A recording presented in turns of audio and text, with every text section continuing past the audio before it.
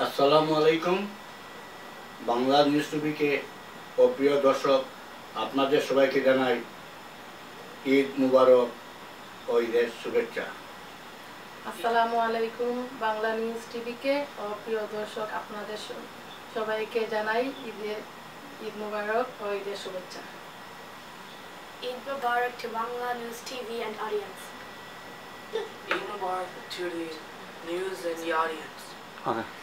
Eid Mubarak to Bangla News and audience.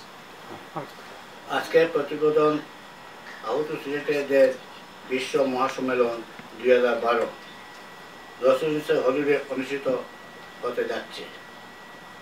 সারা বিশ্বের সর্বপ্রথম সিলেটিদের মহামিলন।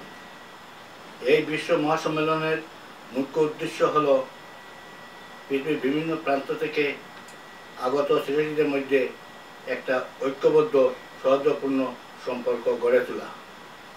পরিবেশে সিলেটি ব্যক্তিত্ব যারা বিশ্বের বিভিন্ন দেশে রাষ্ট্রীয় দায়িত্ব রয়েছেন, যাদের অনেকেরই সিলেটিদের মধ্যে পরিচিতি নেই, সেই সব ব্যক্তিত্বকে সামনে নিয়ে আসা, সিলেটিদের মধ্যে পরিচয় করিয়ে দেওয়া, মূল কথা সিলেটিদের একত্রিত করা।